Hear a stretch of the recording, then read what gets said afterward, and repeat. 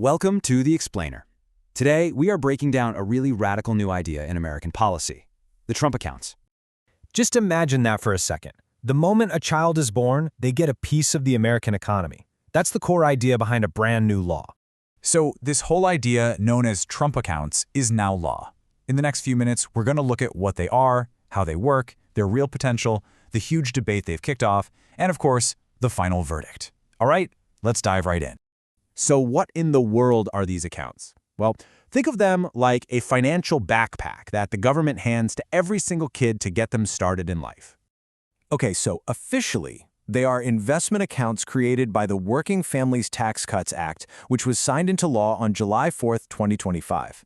They're tax-advantaged, which is just a fancy way of saying the money inside can grow without getting hit by taxes every year. The philosophy behind it is actually pretty simple. If every citizen owns a little piece of the stock market right from birth, their own financial future is tied directly to the success of America's biggest companies. But how does this actually work in practice? Okay, let's get into the nuts and bolts here. Who actually gets an account, and when does the money show up? So the basic eligibility seems universal for pretty much any kid in America. But, and this is a big but, here's the crucial point. Only children born in that very specific 4-year window will automatically get the government's seed money. It's a pilot program, so not everyone's in yet. And what is that seed money? It's a one-time deposit of $1,000. Now, what's really interesting here is the timeline. There's a delay. You see, kids born in 2025 have to wait all the way until summer 2026 for their accounts to even open. But look, $1,000 isn't going to change a life on its own. So where's the real power? Well, the key is who else can put money in. Right, this is where these accounts go from being just a small gift to a serious wealth-building machine. It's all about the snowball effect. The real engine here is private money. Families and even employers can contribute thousands of dollars every single year, and all of it gets invested in a fund that tracks the 500 largest U.S. companies. And this chart just brilliantly illustrates the difference. With no extra money, the account might grow to just under $6,000. Fine, but with maximum contributions, the White House projects it could hit over $300,000. Wow, even the conservative estimates show huge potential. It sounds great, but does it work the same for everyone? This is where the controversy really begins. So the program is designed to be universal, but critics are arguing its benefits are anything but, and this brings us right to the heart of the debate. On one side, you've got the Trump accounts, which, as we've seen, rely on private savings. But on the other side is the progressive baby bonds proposal. With that plan, the government would make ongoing payments based on a family's income, specifically to try and shrink the wealth gap.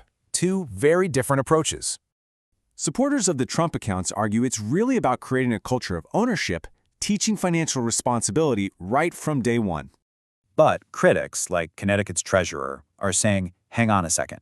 They argue it's basically a regressive subsidy. It helps the rich get richer while doing almost nothing for people who can't afford to save in the first place.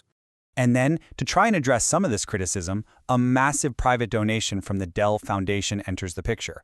We're talking $6.25 billion. Now, this Dell bonus provides a smaller $250 grant to kids who just missed the federal cutoff. But it's targeted by geography, by zip code, not by individual family wealth. So this private patch-up really just highlights that core debate. Is this a real path to opportunity, or is it just another driver of inequality? So, after peeling back all the layers, what's the takeaway here?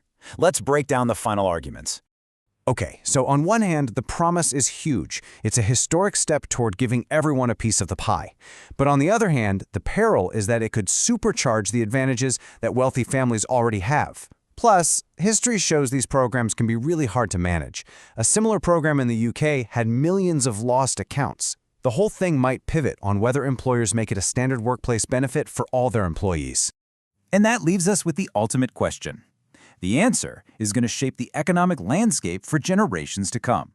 Thanks for joining this explainer.